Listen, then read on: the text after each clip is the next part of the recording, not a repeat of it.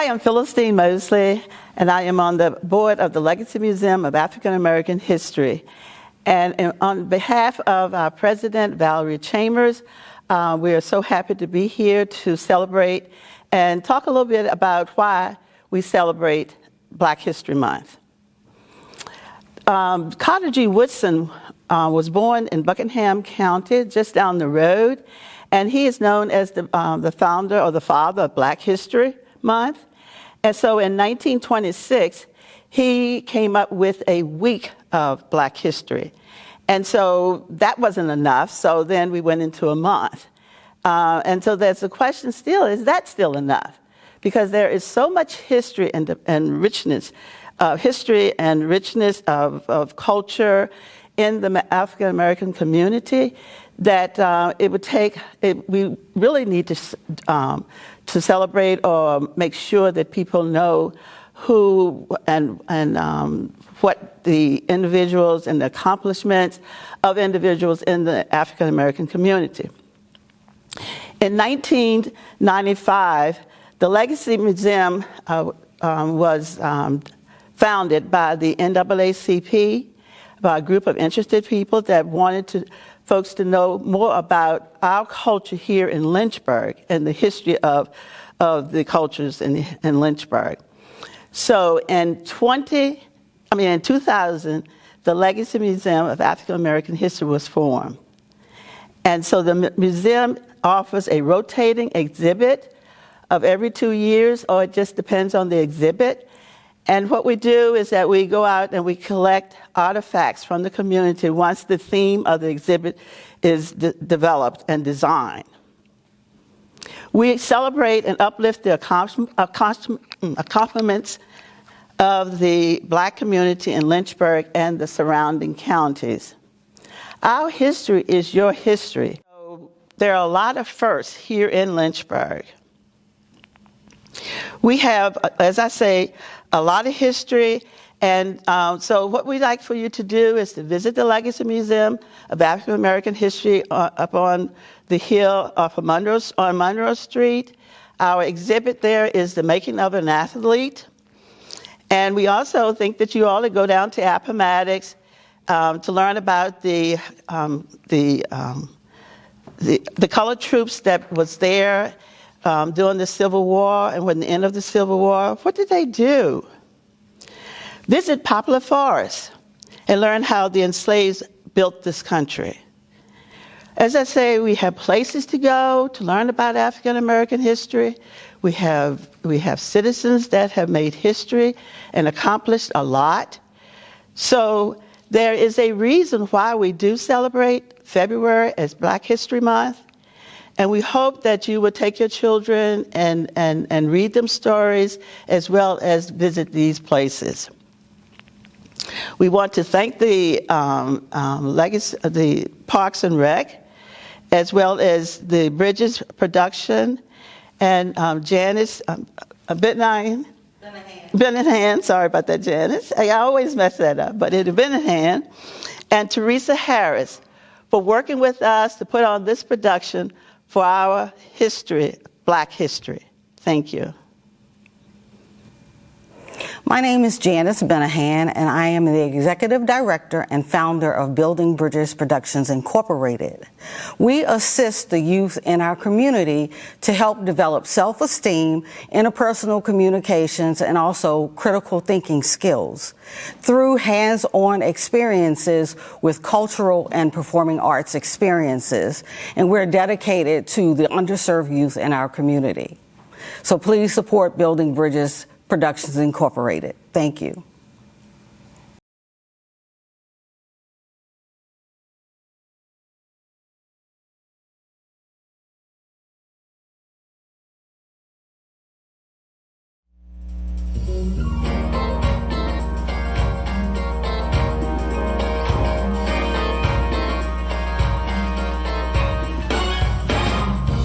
And live from the city of Seven Hills, located in beautiful Lynchburg, Virginia,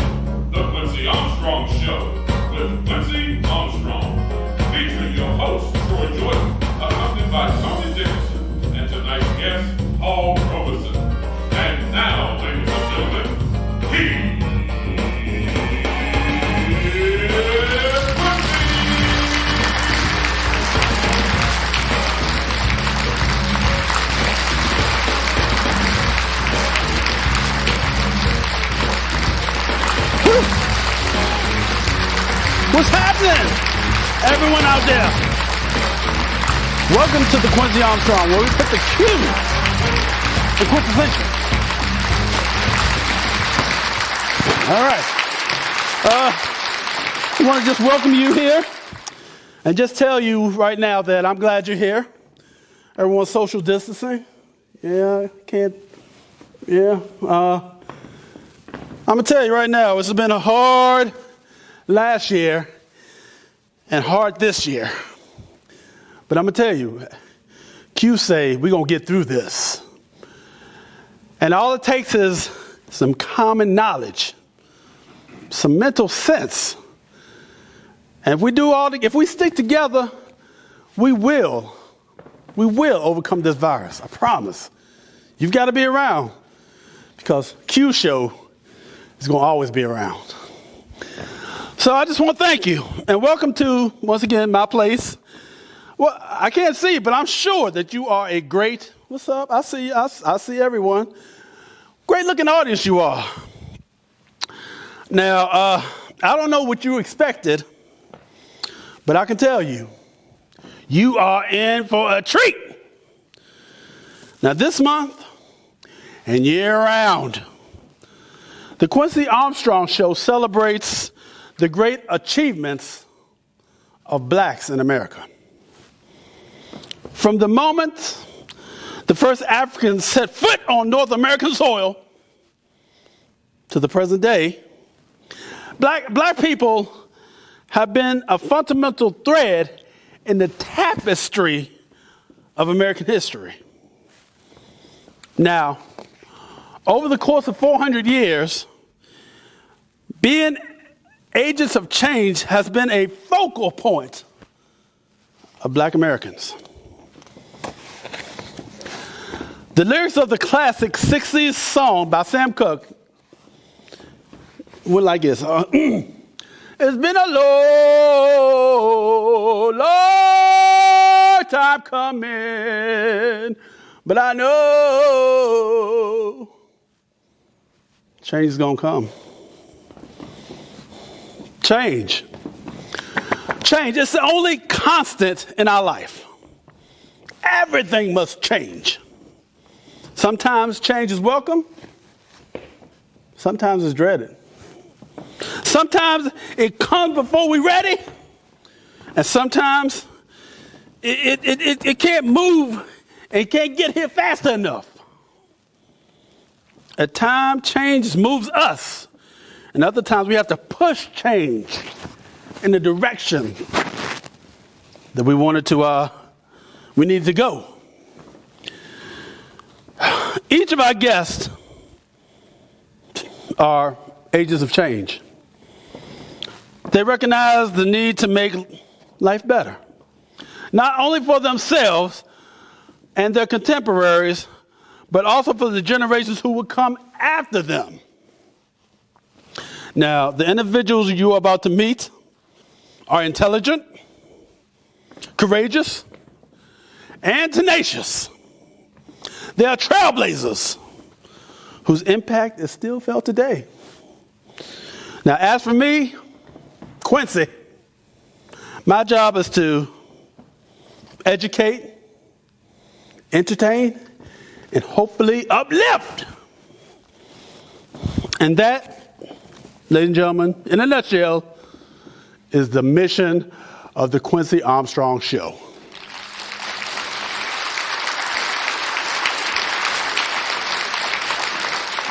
Now, our first guest is an American singer, actor, and civil rights activist who is internationally known for both his political advocacy as well as his distinctive deep baritone voice.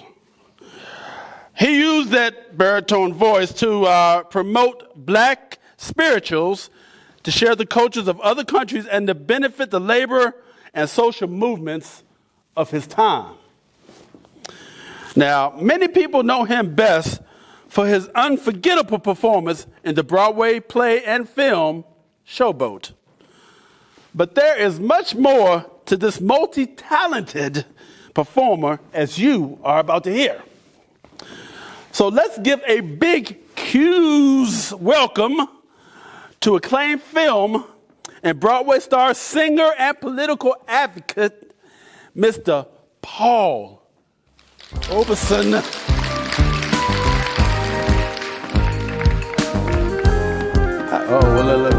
there we go. What a pleasure it is to meet you, Mr. Robeson. It is quite an honor to be here. Please have a seat. Yeah. You know what?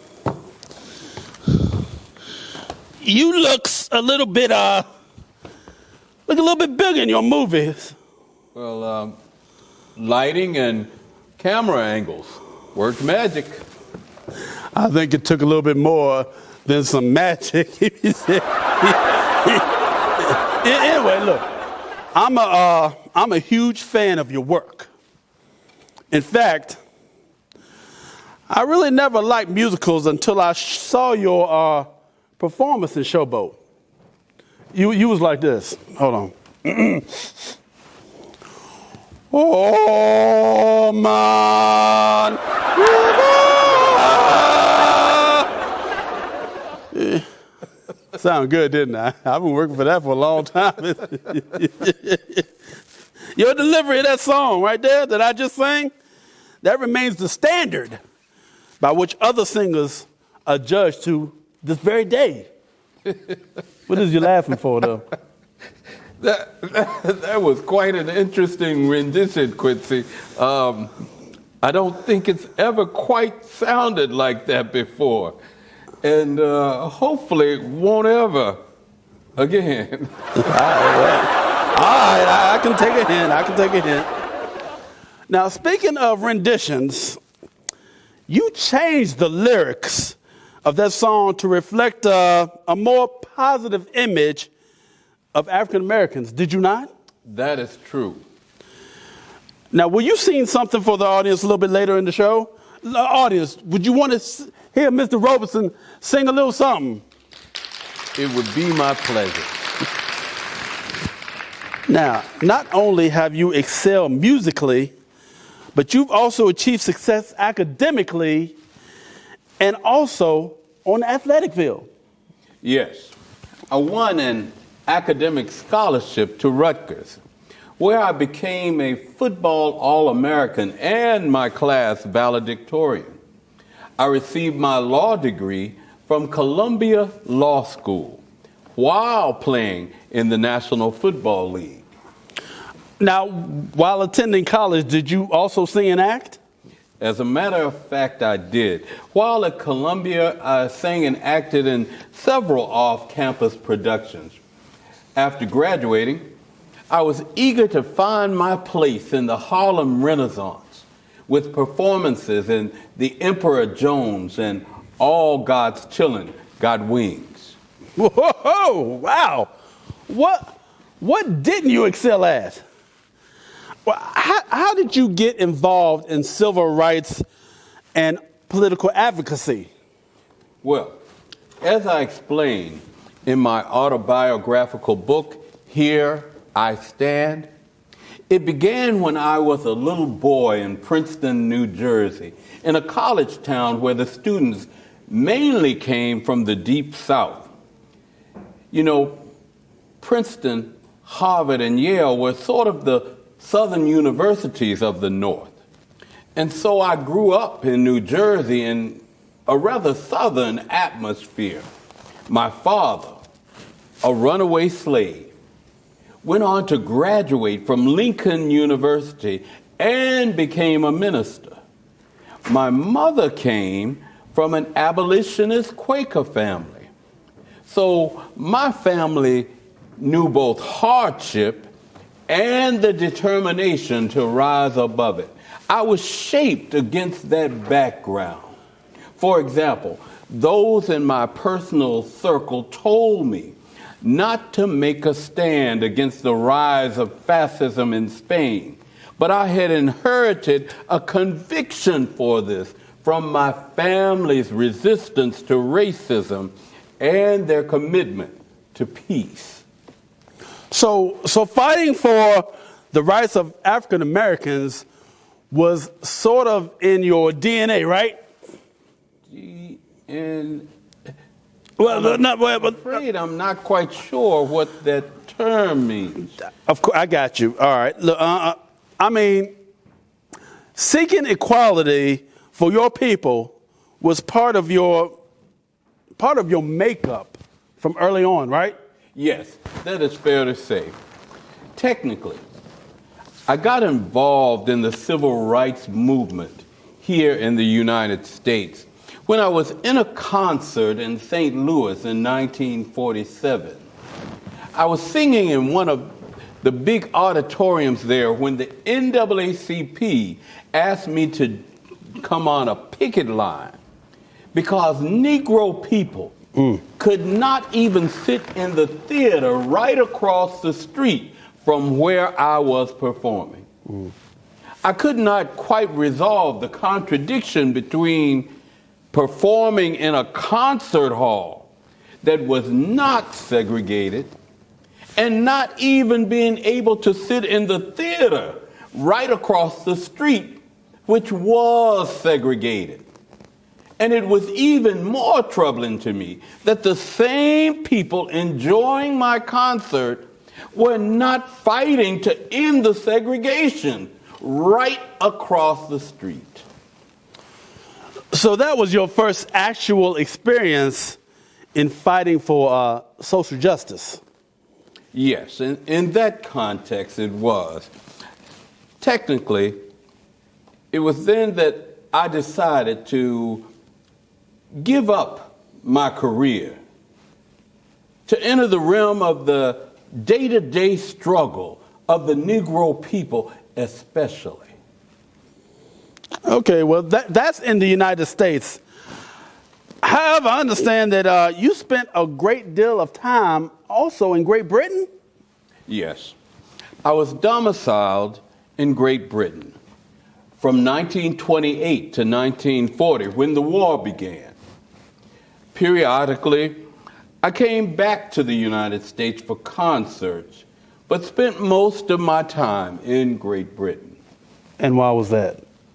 Well, as you know, for many years, many of our people migrated from the South to the North because conditions in the North were better. I felt the pressure so much in 1928 that instead of stopping in New York, I just went on to London. And you felt no pressure there? I felt nowhere near the pressure. It was the same in Canada. Even my fellow actors noticed that I seemed somewhat freer when I was outside of the United States. Even in the USSR, I walked the streets not as a Negro first, but as a human being first. Now, when I'm in the U.S., I will admit that I don't always feel the pressure that one would feel in the Deep South all of the time. But it would be interesting for you to know that I and any Negro, if he were honest, would have to say that even in our democracy at present, he is never unconscious for any 1 second that he is a black American or a colored American. He can never be unconscious of it at any part in the United States. All right, let me make sure that I understand.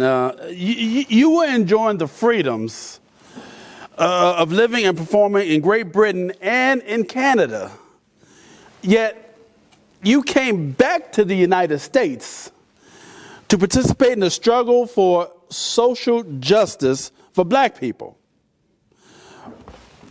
Why was that so important to you? My roots are here in the United States. This is where I'm from. My home is in Robeson County, North Carolina. My father was a slave on a plantation there, and to this day, my people are tobacco workers and sharecroppers in that county. On the other hand, I've felt that I could make some type of contribution from my travels abroad, which helped to redefine the way that I look at the struggle of my people. So how did your travels abroad reshape your attitude about the social injustice that existed in this country? In my travels throughout the world, I came to understand that the struggle of the Negro people, or any people, cannot be by itself. It is a human struggle. And I was attracted then to many members of labor parties. My politics also embraced the common struggle of all oppressed people, especially the working masses, specifically the laboring people all over the world, which explains my philosophy of joining with the white working classes of the South here in the United States. Indeed, we are all fighting for the same thing. So this defines my attitude toward socialism and many other things in the world. I do not believe that a few people should control the wealth of any land. It should be a collective ownership in the interest of all. So would that be democratic socialism, or? It would have to be a democratic socialism. And there are many ways to achieve that. But that is far too lengthy of a discussion for us to have here today. I understand. So, considering the political climate at the time, I'm sure that your views were not met favorably by certain members of the government. Yes. I was accused of being a communist. And in 1950, the U.S. revoked my passport. It took me 8 years to resecure it so that I could travel abroad again. Well, I'm sure that had a devastating effect on your career. Very much so. But during those years, I studied Chinese. Oh. I met with Albert Einstein to discuss the prospects for world peace. I published my autobiography and sang at Carnegie Hall, among other things. I might also mention that in addition to Chinese, you are also fluent in 20 other languages. I'm only fluent in Pig Latin. That's about it for me. But that's quite impressive, though. Obviously, the government wasn't able to suppress your thirst for knowledge and your amazing talent. Speaking of which, I'm ready for this. I'm sure the audience is ready and would love to hear you sing right now. Audience, are you ready? Whenever you're ready, Mr. Robeson, the stage is yours. I'm as ready as I ever will be. Ladies and gentlemen, singing his classic song by the play and film Showboat. Let's give it up for Mr. Paul Robeson.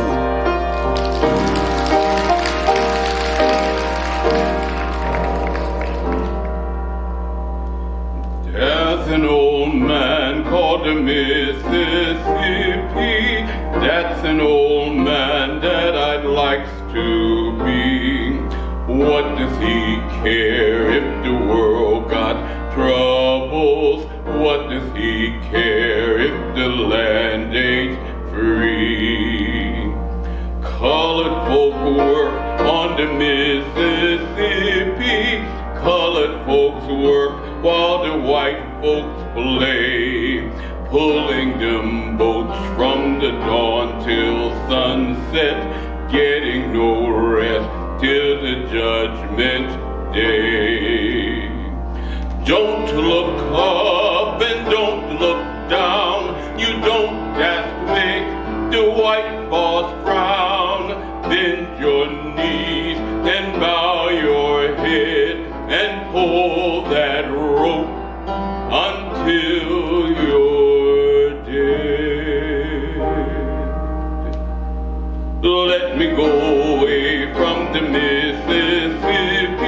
Let me go away from the white man boss. Show me that stream called the River Jordan.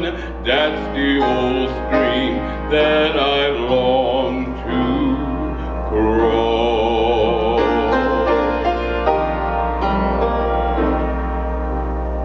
Old Man River, that old man River, he must know something, but don't say nothing.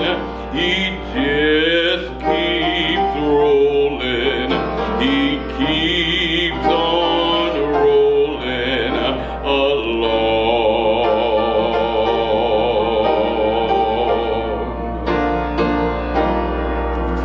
He don't plant taters, he don't plant cotton, and them that plants them is soon forgotten. But old man River, he just keeps rolling along.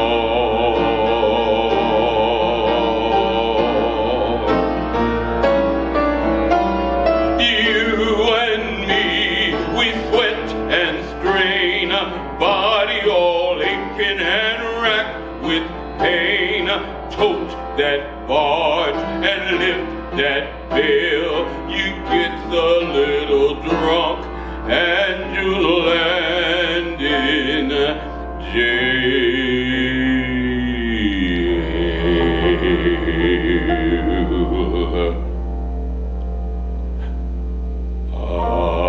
I get weary and sick of trying, but as long as I'm living, I'll keep on climbing while old man River, he just keeps rolling